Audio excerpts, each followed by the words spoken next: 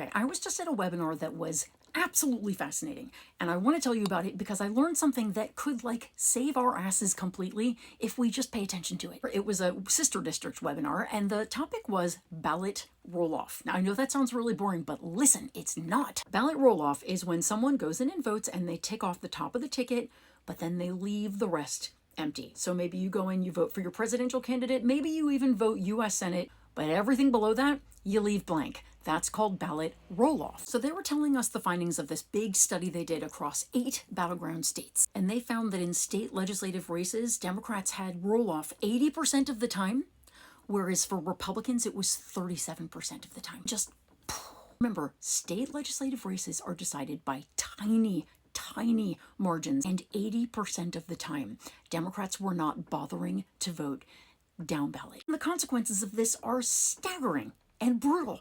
This is the reason that we have Republicans running so many state legislatures, and of course they're doing so to our great detriment. Meanwhile, state legislative races are just being decided by a hair. Just a couple of examples. Shelley Simons, running for Virginia House of Delegates in 2017, lost her race by a single vote. Her race tied. They drew the winner out of a hat. Remember our big victory in November of 2023 when Democrats won in Virginia?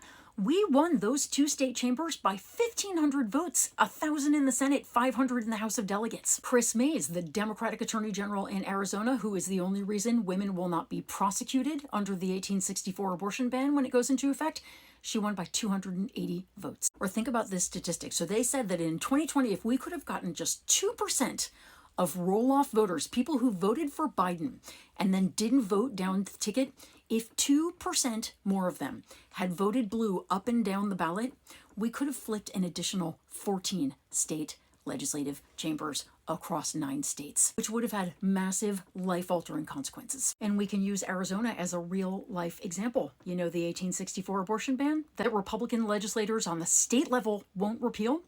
In 2020, we were 2 seats away in each chamber from flipping the Arizona legislature to Democrats. We came about 4,500 votes short. 4,500. And yet, are you ready for this? In Arizona in 2020, 548,000 people voted for Biden and left the rest of their ballots blank. 548,000. Here's something else crazy. So who are these people who are rolling off, who are not voting down ballot? Women, people of color, and young people. Guess who are the people who always vote up and down the ballot, even if they don't know anything about the candidates? White men on the right, especially older ones. They never leave the ballot blank, ever, anywhere.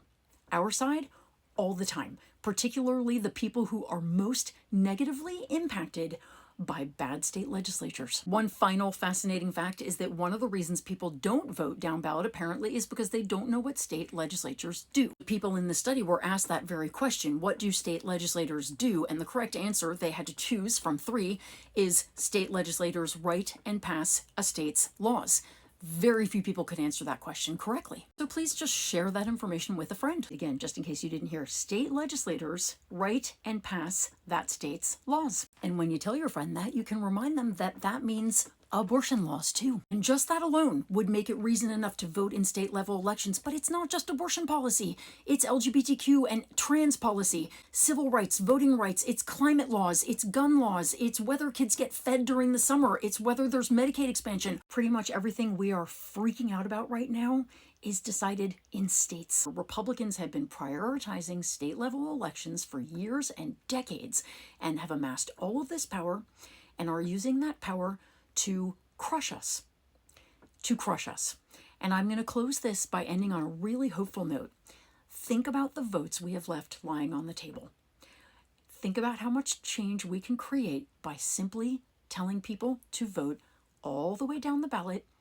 And if they don't know who to vote for the Democrat. If you want to get more information, use bluevoterguide.org. It will literally write out your entire ballot for you so that you can see every race before you go in to vote. But if we take the opportunity to start filling in our ballots, if we stop rolling off, especially young people, women, and people of color, we can change this country no matter what is happening at the top. It's a huge opportunity. Please spread the word and just don't roll off whatever you do.